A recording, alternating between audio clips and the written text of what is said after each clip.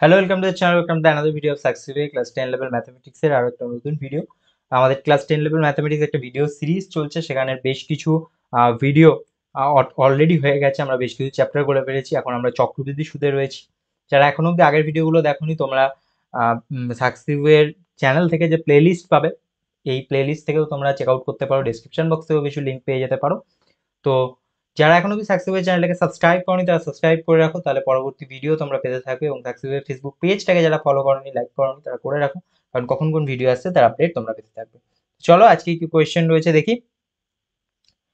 দেখো আজকে কি কোয়েশ্চেন রয়েছে, বলছে বার্ষিক 5% হার সুদে কোনো টাকার 2 বছরের চক্রবৃদ্ধি সুদ 246 টাকা। 2 বছর, হ্যাঁ, তার মানে এটা হচ্ছে টাইম। 5%, তার মানে এটা হচ্ছে রেট অফ ইন্টারেস্ট। আর চক্রবৃদ্ধি সুদ, এটা হচ্ছে আমার ইন্টারেস্ট। আসল কত? তার মানে আসল ধরে নিচ্ছে ধরো x টাকা, তাই না?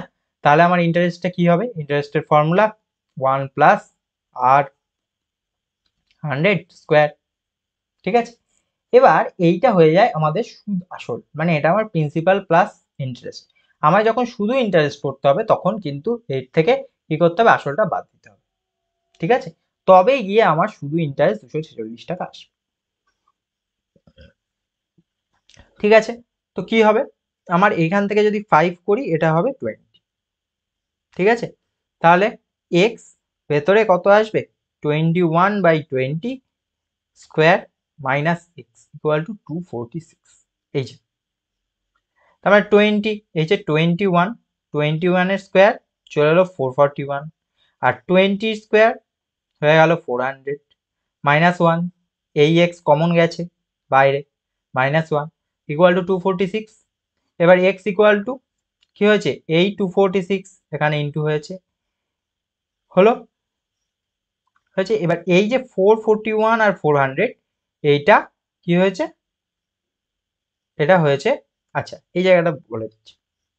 এরকম ছিল তো, 441/400 -1, এরকম ছিল তো। এটাকে আমি সিম্পলি লিখছি, দেখো 441, হ্যাঁ, আচ্ছা এটা 400 লসাগু 441, আর এইখানে -1, তার মানে 400 ক্রস মাল্টিপ্লিকেশন হলে এখানে থাকবে 400। তাহলে এইটা আসবে এক্স ইকুয়াল টু 441 মাইনাস 400, তাহলে এখানে আসবে 41, আর এখানে হয়ে যাবে 400। এইটাকেই এখানে লেখা হয়েছে। এবার এইটা মানে এক্স 41/400, এইটা ইকুয়াল টু 246। দেখো এটা ইকুয়াল টু 246 ছিল, এটা ইকুয়াল টু 246, তাই না? তাহলে এইটা যখন আছে, এবার তাহলে এটাকে তো এরকম ভাবে লেখা যায় না, 246 ইন্টু ইন্টু 400/41। ঠিক আছে, এই দেখো এটা এসে গেছে, এটা এসছে, হ্যাঁ। এবার এটাকে যখন ক্যালকুলেশন করবো 2400 আসবে। ঠিক আছে, আরেকবার বলে দিচ্ছি, দেখো এক্স হলো এখানে 1 প্লাস 5/100 তার square, minus x equal to ছিল 246। এক্স হলো এই 5, আর এইখানে হলো 20। এবার 1 প্লাস 1/20, তাহলে এটা কত আসে? 21/20। ঠিক সেটাই লিখলাম, square minus x equal to 246 হলো। এবার এক্স এক্স এখানে কত এলো? 21 স্কোয়ার মানে 441, আর 20 স্কোয়ার মানে 400। ক্লিয়ার হলো, স্কোয়ার হয়ে গেছে, মাইনাস এক্স ইকুয়াল টু 246 হলো। এবার এক্স কমন নিলাম, 441 মাইনাস 400, মাইনাস এই এক্সটা কমন হয়ে বাইরে চলে গেছে, তাহলে এখানে হবে -1 ইকুয়াল টু 246। আচ্ছা, এবার এই 441, এবার এইখানে যখন দেখছো, এরপরে এই স্টেপটা, ঠিক আছে, এক্স 441 মাইনাস 400/400 ইকুয়াল টু 246। তাহলে 400 400 আর 441 মাইনাস 400, তাহলে কত আসবে? 41, আর এখানে নিচে 400 ছিল, এই 400, তাহলে 246 উল্টে গিয়ে গুণ হলো। এইটাকে যখন তুমি ক্যালকুলেশন করবে, তখন দেখবে 2400 আসছে। ঠিক আছে, নেক্সট, বার্ষিক 10% চক্রবৃদ্ধি হারে সুদের হারে কত বছরে 30,000 টাকার সমূল চক্রবৃদ্ধি 39,930 টাকা হবে? চলো, তার মানে আমাকে বলছে 10% চক্রবৃদ্ধি হার, ঠিক আছে। আচ্ছা, এটা আমি করি কারণ এখানে এইভাবে যেভাবে বলা আছে উল্টো পাল্টা হয়ে যাবে। আরটাকে আমরা যে জেনারেলি ইন্টারেস্ট রেট ধরি, এখানে সময়টাকে আবার 8 বছর ধরা হয়েছে। যাই হোক, ঠিক আছে। তাহলে বেসিক্যালি 30,000 টাকা হচ্ছে আমার প্রিন্সিপাল। তার সঙ্গে আমাকে বলেছে 10% ইন্টারেস্ট, তার মানে 100। ক্লিয়ার? আচ্ছা, কত বছরে বলা রয়েছে? আমি ধরছি টি বছরে, এখানে আর দেওয়া আছে, এখানে টি লিখলাম। ইকুয়াল টু আমাকে বলা হয়েছে সময় চক্রবৃদ্ধি এইটা হবে, তাহলে 39930। আচ্ছা, এখানে একটা জিনিস মাথায় রাখার জিনিস, আমরা যখন সিম্পল ইন্টারেস্ট করি তখন আমরা যে পি আর টি বাই 100 এই যে ফর্মুলাটা লাগাই, এইটা কিন্তু আমাদের ইন্টারেস্টের ফর্মুলা।